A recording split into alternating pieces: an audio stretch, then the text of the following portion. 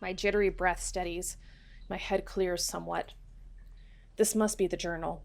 If I can find the spell, I can save myself. I flip open the journal. Hello there. You're my journal then. Will you help me make sense of all this? The paper is smooth and firm under my fingers. A thick aroma enters my nose. So familiar. I close my eyes and inhale deeply. Memories tickle the back of my head. When I open my eyes again, the arcane symbols seem to regard me even as I look at them, like seeing an old friend. Written words, soldiers of the intellect, regiments arraying on a plain or a battlefield. Written in a decisive hand. Mine. Geometric diagrams, sigils, maps of heart and spirit, beyond words, ordered beauty. It must take days, perhaps weeks to draw each. But what is time to acts of chaos defiance? A row of strings hang from the bottom of the book, each with an ornamental coin tied at the end. Bookmarks, perhaps. By the depths, it's an encyclopedia. How will I ever find one spell in this? A scratching sound comes from somewhere to my left. I tense up for a moment. Is it some debris, or... I wait. Another scratch, then another, something sharp against wood. I swallow, heart pounding. Could it be whatever Ilar was dealing with? What do I do? The scratching keeps coming in twos and threes, from the same distance now, I realize. If they wanted to harm me, I'd be harmed already. Now be brave and look. I carefully turn my head. There's an arched doorway nearby. Dense blackness lies in the hallway beyond it. I squint. An amber glint flashes. Another scratch. I crane my head forward. Is that a... Ooh. A shape ever so slowly detaches itself from the darkness of the doorway. Its fur is so black that it looks like a moving shadow. Its features are sharp, merciless. It walks tiptoed, sinewy muscles rippling under the fur, poised to lunge. I stumble back, hand fumbling behind me, searching the desk for a weapon. My fingers grip around something, and I look to see a knife. A lidless eye on the base of the blade turns its gaze to me and whispers, "Thirsty. Feed me." I yelp and toss the knife. It clacks and falls behind the desk. I turn to see the dark creature inching forward unsteadily, peering around the room, sniffing the air, pausing at every little sound. Oh, is that a didgeridoo? Ah. It's distracted. I might have a chance. I tense up and ready myself. The creature winces and clutches its head, and I bolt for the circle of debris. Caught by surprise, it claws at my arm, misses, tears a shred of fabric away. Hurrs! I hear a strained hiss, then rapid footsteps on my heels. I don't dare slow down. Something sharp snatches at my robe. Tear it, but without enough catch to stop me. It's closing in. I can't outrun it. What do I do? I hear from right behind me. Stop! Did it just speak? Something large moves in the corner of my eye. Then I hear a crash. I turn to see my pursuer knocked to the ground by a bookshelf-turned projectile. Don't stop! Come to me! Ilar's voice booms. I turn and see them moving their arm in an arc, and several thick vases from the drifting flock launch toward the creature. A head-on smash. Myriad splinters fly out. I wince at the imagined pain. But when the pieces have settled, I spot the dark figure some distance back, on all fours, mostly unharmed. How did... Ilar takes a few quick steps to my back, muttering something under their breath, then throws their open hand toward the enemy. It leaps back, bounding several meters at once, landing near the doorway. I wait for Ilar to press the attack, but they simply step out from behind me and glare at our attacker. What are you waiting for? Finish it! It seems Ilar doesn't hear me at all. They just stand there. I look toward the dark figure who's staring at me with pain in its eyes. It opens its mouth to say something, but all that comes out is a sound somewhere between a gargle and a hiss. It clutched at it. Okay. It That's clutched at its okay. head again with both hands, eyes bulging, straining. Ilar chuckles, and with a flick of her wrist, launches a cabinet. The invader grimaces at me and vanishes into the dark doorway. The cabinet smashes into chunks, so loud that it hurts to hear it. The room is quiet again, save for the rain and the pounding in my chest. What happened? I thought you died. You turned into... Still panicked, I fumble the words.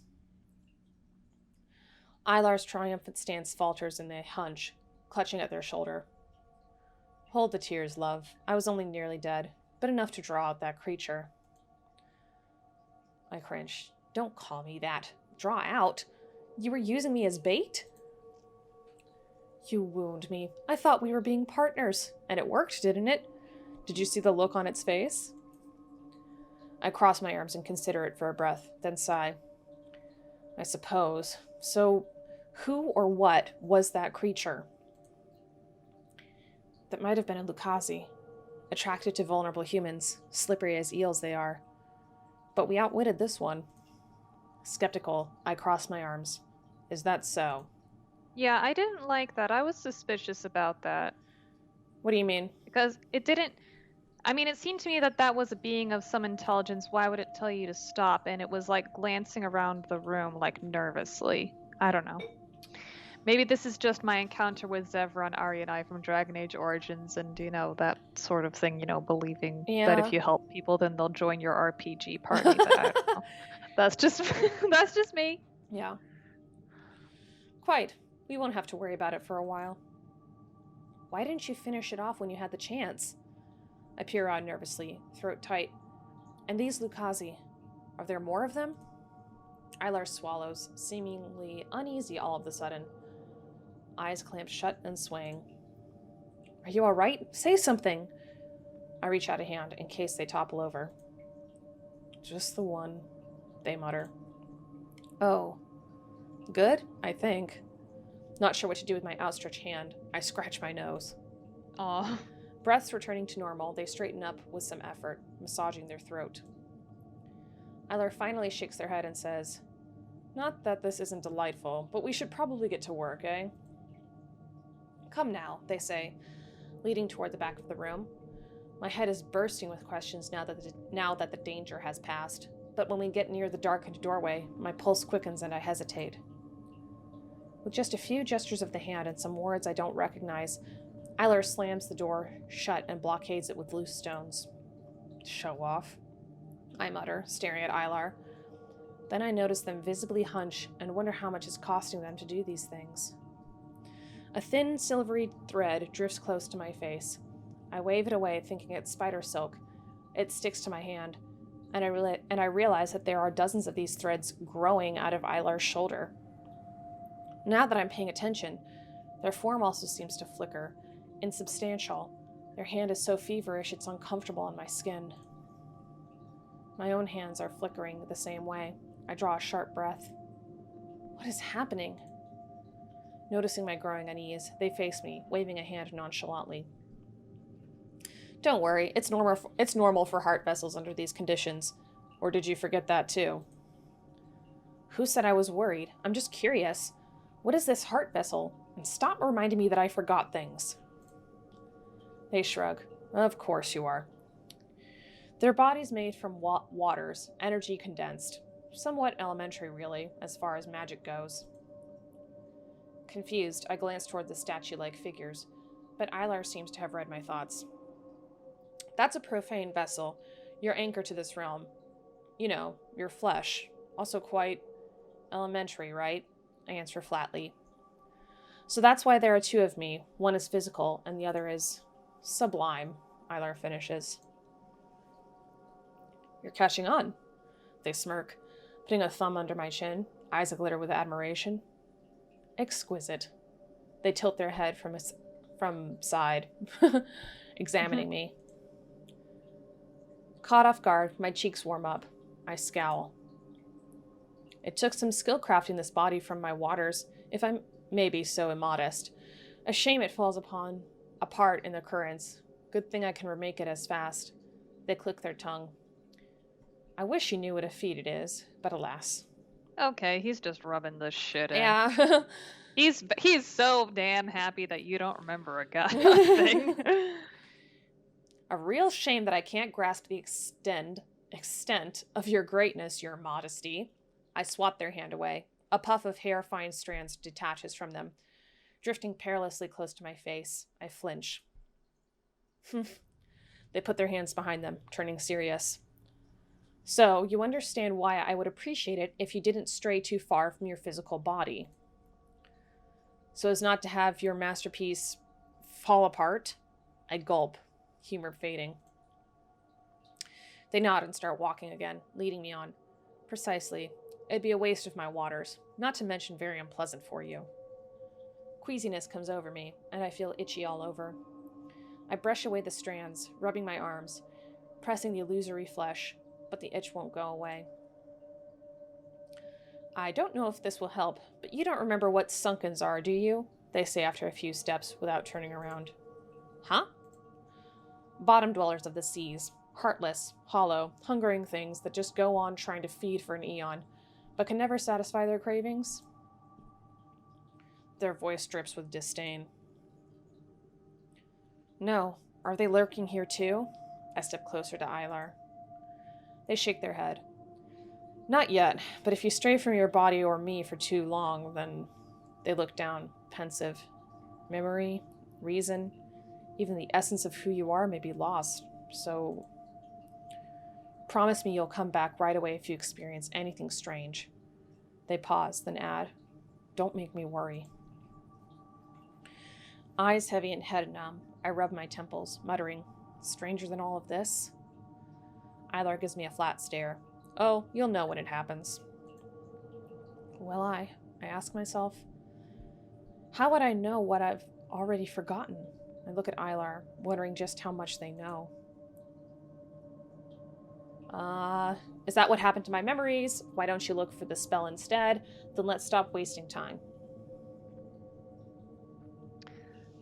Maybe ask about the memories because I feel like we're gonna look for the spell anyway. Okay. That's just my opinion. Am I already becoming hollow? Please tell me it's temporary. They look aside for a moment, then say, might be best not to not overthink this. Overthink it? What if I never remember who I was? What's the point of living then? The pitch in my voice rises. But they're calm as ever. Memories are like vapor, they come and go. You can make new ones if you survive. The dead have no such luxury. Are you saying it's possible to recover them? I need an answer. Their grip on my wrist tightens. See, I didn't know that they were holding onto your wrist. Yeah. Listen to me. If you don't find the spell, you die. Not even a Magus comes back from that. But if you find it, there's still a chance. Do you understand? Head numb, I nod. Then it dawns on me. If it's dangerous to be far away, then why can we not just take the book and bring it to our real bodies? It is right there. I motion at the journal wildly. It will make the whole thing so much easier. A shrug. That's the obvious thing to do, yes. Unfortunately, one of your precautions prevents it from leaving your desk. You see, things you worked on are of somewhat delicate nature, and you made sure that nobody takes off with it. They cleared their throat. Only you know how to undo those safeguards, and since your recollection is limited at the moment, I'm afraid we must work with what we've got. I stare blankly at the floor. Of course, why would I make things easy for myself? Another thing, the Lucazi is still around, no doubt biding its time. Don't let it approach. It lies, it charms, it'll try to trick you. Oh, what if this is a Lucazi? Ilar. Oh. If you see anyone else here, anyone at all, run back to me at once. I clutch my head and sigh. What does it want anyway? To eat me? Ilar licks their lips. Yes, and can you blame it? Ooh, that's a creepy thing. Ooh. He's like pushing his luck. They look me up he's and taking down. Full, yeah, he's taking full advantage of Them. her not having her memories, them not having their memories. Them. They are not taking full advantage of you not having your memories. I stare at them. You're serious? I don't want to get into the details at this moment. Suffice it to say, be watchful at all times, and for depth's sake, don't agree to any propositions. Lucazi are powerful to begin with, and nigh impossible to get rid of if you make a deal with them. Mm. I rub the bridge of my nose. Let me get this straight. I have to remember all these things to avoid being eaten, but I can lose memories at any time? Ugh, there has to be another way. I grab Eilar's arm. What if you stay with me the entire time? What if you never let me out of your sight? Eilar shakes their head. As much as I'd like to, I must rest. That means no heart vessel for me, and a very limited awareness of this place. Oh, Laura, this is not happening. I pace in a panic, heart racing. Insight flashes. Don't you have a spell or something to help me remember? Something hard to forget? That's not a bad idea. Eilar massages the back of their neck and gingerly looks around the room. Let me see. They take a few quick steps away, pluck something from the air, and return to me. Gripping my hand and looking it all over, they fixate on a spot on my wrist and jab something into it. How? What? Wincing, I instinctively jerk away, but Eilar's grip tightens, holding me still. Look at me and repeat this. Let the image and words burn into your heart. Sensual pleasures wane, but pain I make my anchor. Long as this pain endures, I too shall remain. I grunt, struggling. Say it. The intense look in Eilar's eyes leaves no room for arguments. I try to steady my racing pulse, but they drive the sharp object deeper into me. It burns. I struggle more. They pull me closer and hiss into my ear. Say it. Gasping for breaths, I push the words out through gritted teeth. Abruptly, Eilar lets go, satisfied. I stumble back, pulling my arm free. A shard of metal drops onto the floor with a clink, leaving drops of red. Still catching my breath, I shout at Eilar, How dare you? What, you asked for... You could have warned me! Eilar shrugs. I thought it'd be no trouble for a Mingus of your caliber. I fume silently. Caliber, oh, look at how they're spelling like British people. Still grinning, they move on. I'll leave you to the journal then. Remember, it's a ritual with a circular gate, some black powder, and a mantra. Can you manage that much? What did that spell do exactly? I don't know. It's supposed to help us remember, I guess. Oh, okay. Yeah, I guess so. I guess, I say, not at all certain. They smile and reach a hand toward me. I look away. Don't touch me. Tch, no fun. They pull their hand back, smile only wavering a little. Once you find the spell, bring me the instructions. I'll tell you how to proceed. And then the Abyss Devourer will soon cease to be a problem. Simple. I can make out even more of the objects behind them now. Their form is thinning out by the breath. Hurry. With a mischievous grin, Eilar gives my wrist a squeeze. The pain of the cut flares up again. You won't forget this, right? I wince, I narrow my eyes, I grit my teeth and stay calm. I think grit your teeth and stay calm, personally. Agree. Yeah, agree. No, not likely. I reply with as steady a voice as I can manage, refusing to meet their eyes. Their grip tightens for just a moment. I inhale sharply. Excellent. It might just save you. You'll see. As they finish speaking, they let go of me and begin to disintegrate. I take several steps back, staring as they disappear. Their smile is the last to go. I wonder if even that can be done on purpose. Finally alone. This is a lot to take in. I let out the anger pent up inside. No, I feel like this is a lot to take in. Just... Yeah, I wonder if they're gonna break something. Yeah. I give in to the weight of exhaustion and slump to the floor. I'm so tired. How can I... Oh, that's not what... Oh, sorry. How can I possibly get out of this? What did I do to deserve this? Why is this happening to me? Pathetic. Why me? You're pathetic. Don't you get it? No one's coming. Only you can help yourself. You'll have to do it. Trust yourself. Yourself. I clamp both ears shut and shake my head over and over. Shut up! Shut up! Shut up! Shut up! Shut up! Echoes dance in the great chamber. The voice in my head recedes, but not without leaving a last retort. Coward. I will show you who's the coward, I mutter. That's right. There you go. Pulling myself to standing by the desk leg.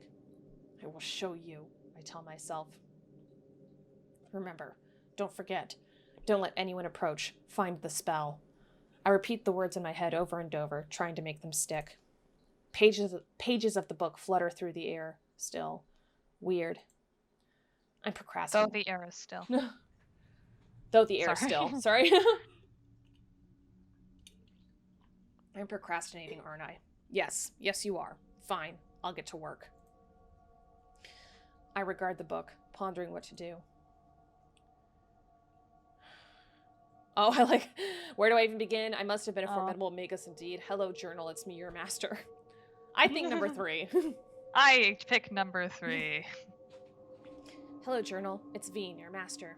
I'm going to need a miracle. Please tell me you have one.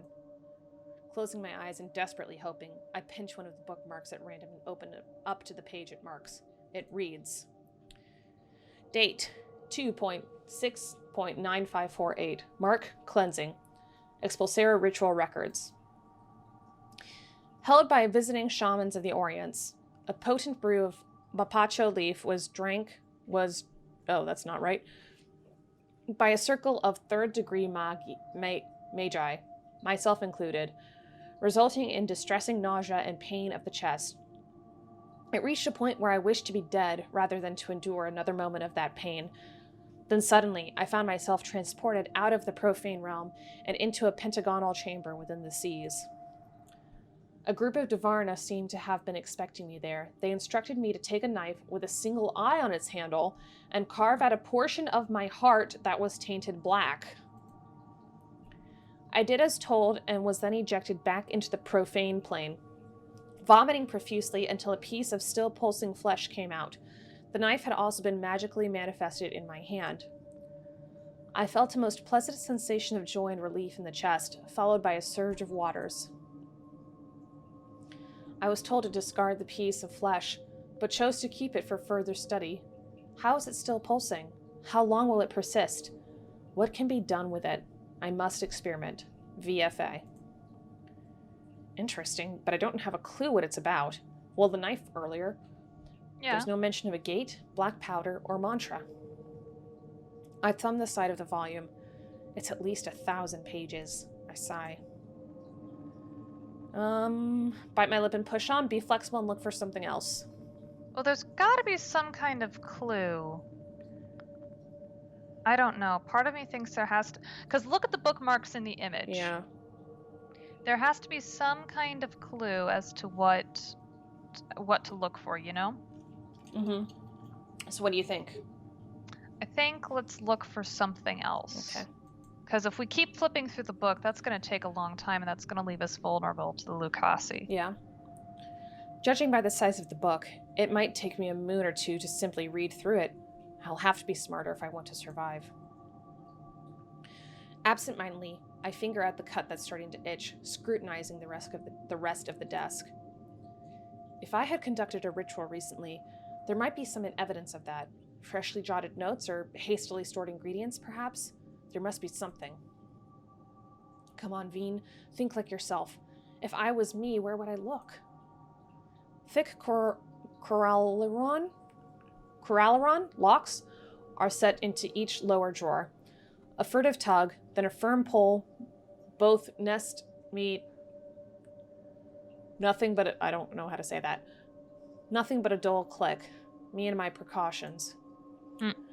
Undeterred, I decide to try every drawer. More of the same. Click, nothing. You're not beating me this easily. I keep going, thinking if I'm lucky, then one might just be open. With a hiss, the bottom left drawer slides out. My eyes are set aglow, but a heap of crumbled and damp papers of every color. Okay. A tomb full of flowers. Head tilting, I scrutinize the collection with parted lips. And just who are you? With a barely audible crinkle, a violette-colored paper spreads partially open, revealing rows of text. Letters? Could it be? Head abuzz with curiosity, I pick it up, unravel it fully, and read. Today we lunch by the riverbank. You have until mid-afternoon to come voluntarily. or else be picked up bodily and carried downstairs by me. Consider this letter your last and only warning. Different handwriting. Intriguing. I wonder what else I can find out. I'm telling you this for the 100th time already. I know, but you are amazing. I mentioned how cute they were, but I never imagined you'd actually bring one home. They must have cost a fortune. When did you even have time to procure them? Our new friend is perfect. Aw. What a mixture of aloofness and grumpiness. A mirror image of you, practically. I'm thinking about naming them for their 100th birthday. I expect them to become a proper familiar right after, so we'll need something respectable. Mr. Fuzzpants, perhaps? INFP. So could this be the Lucasi? I don't know. Maybe. Ilar? And Fuzzpants? I shake my head, puzzled. More and more convinced that these were written to me, I grab another one. You really must rest and relax for a while.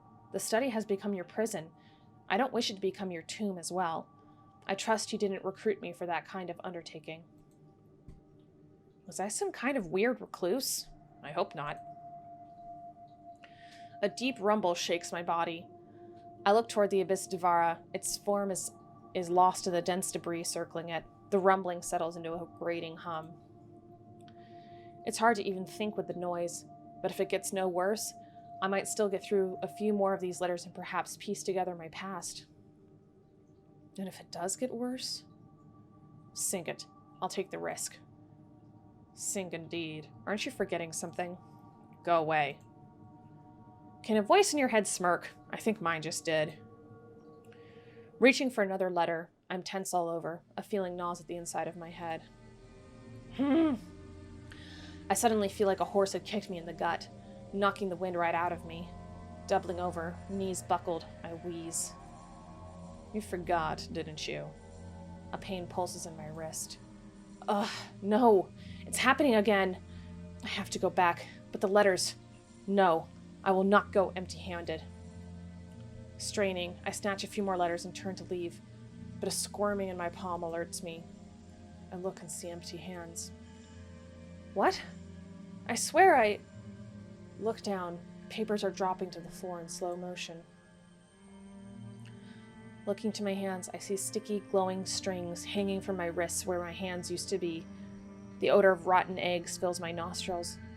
Biting heat creeps up my arms. Ilar looked like this before they disappeared. No, Ah, shit. I plead, trying to gather up the streaks with my stumps. But more and more of me are turning soft and melting like cheese in an oven. As I stare, my skin becomes increasingly translucent. I can see fluids pump through veins with each heartbeat. Horror. Fascination. I'm frozen, unable to pull my eyes away. Parts of my skin bulge and tear open, spilling ooze that drifts away into unseen currents. The eel on my arm shudders, wriggles from the confines of my skin, and swims away. My mouth hangs open, but a maddening itch creeps across my body, and I let out a giggle. It itches everywhere, so itchy that I can't stop giggling and shaking. My vision swims, lines and shapes meld. A sting on my wrist, Ilar's pain. It sets my heart racing. Wrist? I can still feel it. I can still move. There comes a distant voice. I try to turn around toward it. Streaks of color spin around me. No room, no depth, no dimension. Even when I shut my eyes, the afterimage flashes behind closed lids. I was a ghost wandering through an ethereal painscape. I imagine hearing Ilar's voice. Closer? Did I shout a reply, asking them to guide me? The itch between my ears is so loud. Did they hear me? Are they replying? Is that eel swimming alongside me? I follow what I think is Ilar's voice. My feet are so numb that only rhythmic thuds tell me I'm stepping forward. My eyelids are heavy, as boulders crushing together. I count my steps, one after another. No time, no distance, just the stepping. I don't know how long I go on like this. Something firm and warm touches my shoulders. I don't know how much time passes until I struggle my eyes open. Blobs of shimmering color swirl and congeal into an impressionist gesture of a room. Hot, bright needles withdraw from my skull. Ecstatic coolness. I sigh, wincing at the agonizing relief, then finally drop the clutched tensions and slump to the floor. Tears fall, but I don't care. Eilar's grip eases me down. Welcome back, they say, as if I'd gone for a holiday. I can only wheeze. This, I swallow. This is a nightmare. Don't make me go back there. I press my cheek to the smooth stone floor. Cold. Cold is balance. Balance is good. You said it would be easy. I almost... Death couldn't be worse than this. A palm touches my head. I twitch. It goes away. It comes back. Small motions. Stroking. You lingered, didn't you? A shaking starts somewhere inside me, grows into a heaving, and then a soundless laughter. It all seems so ridiculous. Me, looking for a recipe to close a portal? Helping the stranger who drags me about, hurting me, telling me it will be easy, and I can't linger? Straightforward. Ha! Don't overthink it, they say. My belly is sore from the convulsion, but it won't stop. My world is a blur. Maybe it's better like that. Sink it all. Sink it all to the bottom. Eilar's awkward patting resumes. You don't have to tell me. I know what it feels like. Another wave of vertigo smears across my head. And you'll get used to it, like I did. Think of it as a lesson, if it helps. It doesn't. At least the room's spinning is slowly. Eilar sighs. Dreadful, isn't it? I can almost hear their smile. To find yourself in such a strange place, not remembering, not knowing, peril around every corner. I hear death is not unlike that. You go to the seas, but not as yourself. You go as a new thing, emptied of the past, like it never was. They look down with a stiff grin. Maybe it's not much worse than this. It almost sounds nice in a way. I should say something. You don't get to say that. I think the middle one. Yeah, because I don't know how nice that sounds to me. Mm-mm. The loneliness in their words brings a chill to me. Eilar had been the one with the reins until now, guiding, encouraging, sometimes goading me forward. What would I do if they really gave up? The thought knocks the fire in my chest out cold. I should do something. I should say something. Eilar, They chuckle, running her hand through their hair. How embarrassing. I should be the one cheering you up. Instead, I'm adding fuel to the fire. Or is it pouring water on your fire? Something poetic about fire and water. You get the gist. They chuckle.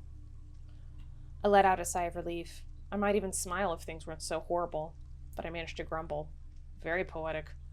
I would applaud, but my arms still feel like noodles. Eilar laughs and helps me to my feet. I've never seen them laugh. They look like someone else with the same face.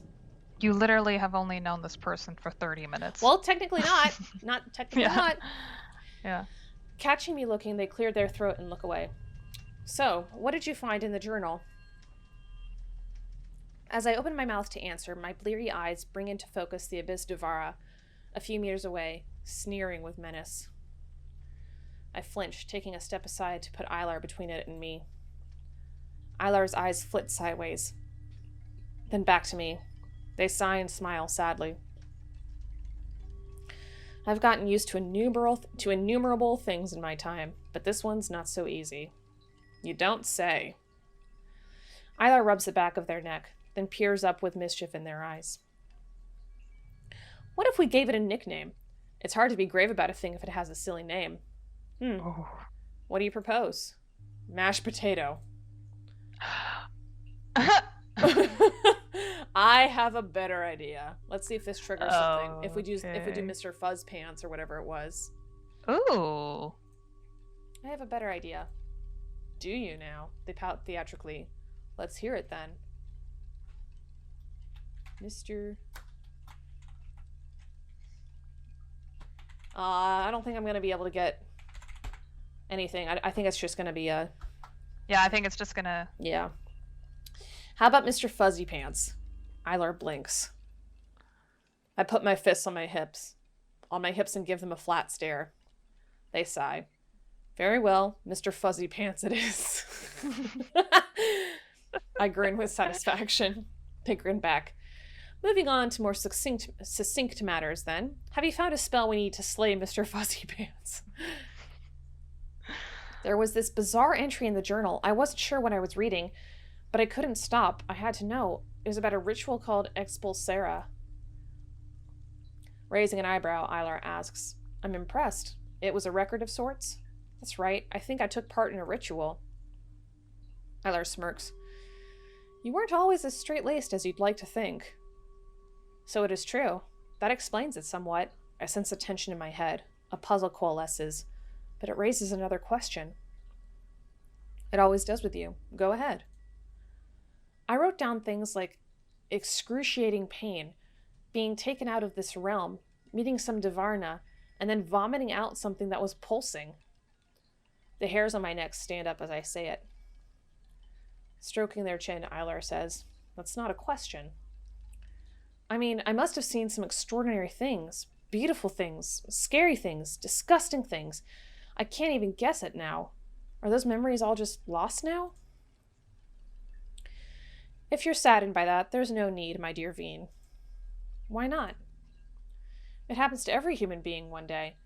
All that they've known and cherished, loved and feared, craved and loathed, all will be lost, no exceptions. You simply arrived there before you died. A quirk in the flow, that is all. That is all? Does that not make you afraid? I don't see why it should. Because it could mean that everything you've ever done doesn't really matter. They don't. Not to the great depth. Just so much debris to feed the Lucazi. How can you say that? Are you even human?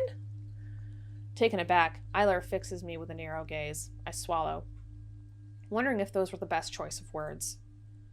But they recover with a shake of the head. The old Veen and I might have engaging exchanges on such a profound topic, but you at present... What about me at present?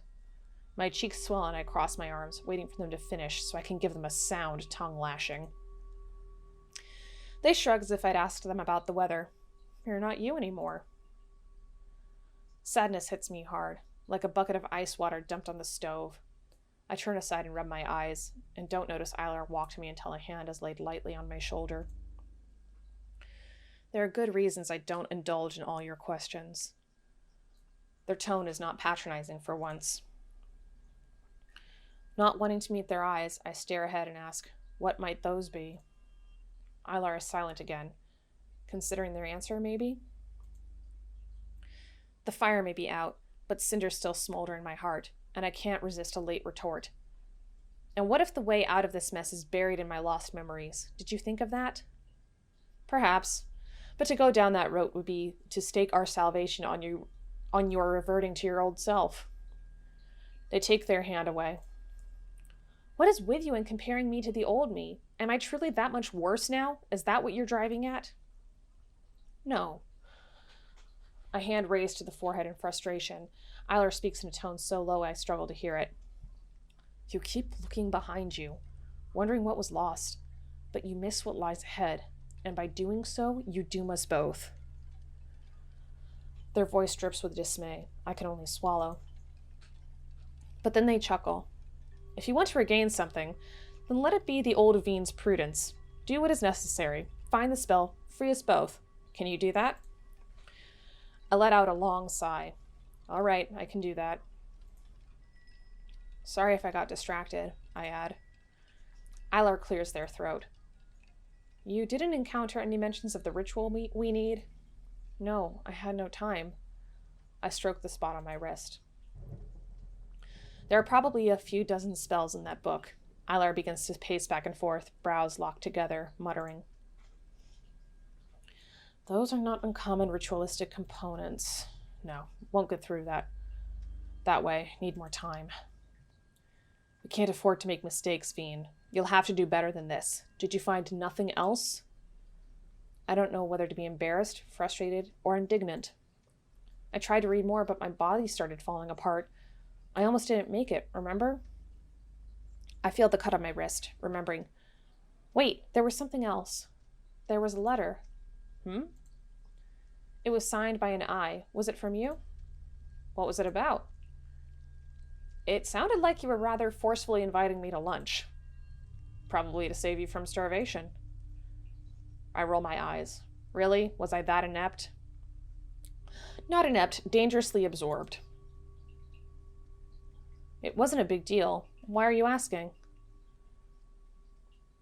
No reason. Well, maybe. I don't know. I was just happy to have found something about my past. Not like you're gushing with information in that regard. Why wasn't I? Oh, let's see. Oh, Mr. Fuzzy Pants! Imminent annihilation! Alright, I just want to feel a little more me, or you know what? Never mind. I don't know. What do you think? I think never mind, because it seems like Ilar's just not interested. Yeah, in giving and I guess more. it doesn't matter because we are what we make Veen to be Yeah. at this point. Or Veen is what we make them to be at this point. Yeah. I was just curious. You know what? Never mind. I probably should go back to check the journal. Ilar gives me a tight-lipped smile. I sigh. I'm sorry. What for? Getting carried away, I suppose. Curiosity got the best of me. Probably part of who I was, right? I will try to keep it in check. Ilar relaxes visibly. There'll be time to be curious later. Don't you worry.